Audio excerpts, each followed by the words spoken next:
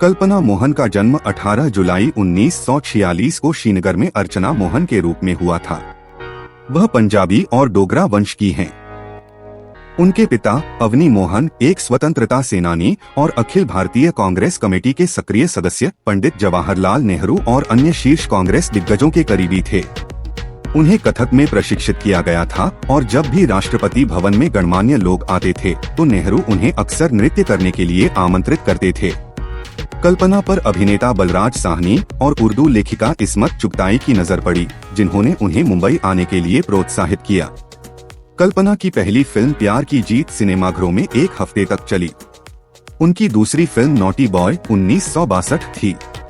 उनकी तीसरी film professor 1962 में रिलीज हुई एक दुर्लभ मनोरंजक फिल्म थी, जिसने दर्शकों को प्रसन्न और संतुष्ट किया। इसमें शम्मी कपूर ने अभिनय किया, जिन्होंने सर्वश्रेष्ठ अभिनेता के रूप में फिल्म फेयर नामांकन अर्जित किया। 1965 में देव आनंद के साथ उनकी एक और सफल फिल्म 3 देवियन आई। उनकी अगली फिल्म कॉमेडी प्यार किए जा 1966 में आई। कल्पना ने 1966 में विश्वजीत के साथ बीवी और मकान में भी अभिनय किया।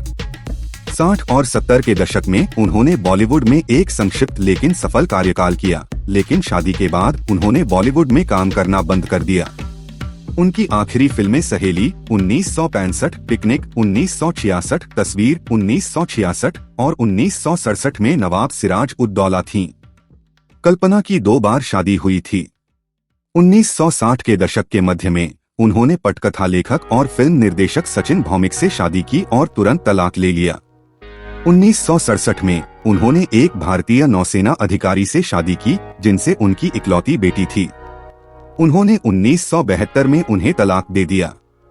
अपनी बेटी को अकेले बड़ा करने के बावजूद उन्होंने उसे यथासंभव सर्वोत्तम शिक्षा देना सुनिश्चित किया। वह कुछ समय तक मुंबई में रहीं, लेकिन अपनी बेटी की देखभाल के लिए उन्होंने अभिनय करना बंद कर दिया। 1990 के दशक की शुरुआत में वह पुणे के पूर्वी क्षेत्र में कल्याणी नगर चली गईं और डॉक्टरों द्वारा उनके स्वास्थ्य के लिए स्वच्छ जलवायु की सलाह देने के बाद उन्होंने अपना शेष जीवन वहीं बिताया। उनकी बेटी की शादी हो गई और वह अपने पति के साथ संयुक्त राज्य अमेरिका चली गई। कल्पना पुणे में अकेली रहती थीं और उनकी तबीयत बिगड़ने लगी। 2011 में उन्होंने पुणे के खड़क पुलिस स्टेशन में शिकायत दर्ज कराई थी कि 3 लोगों ने कथित तौर पर उनके जाली हस्ताक्षर करके एक फर्जी समझौता ज्ञापन बनाया था। उसने आरोप लगाया कि उन्होंने उसके फर्जी हस्ताक्षर के साथ 2007 में मौजे विसागर गांव में उसकी 56.18 हेक्टेयर 138.8 एकड़ जमीन सहारा सिटी बिल्डर्स को बेच दी।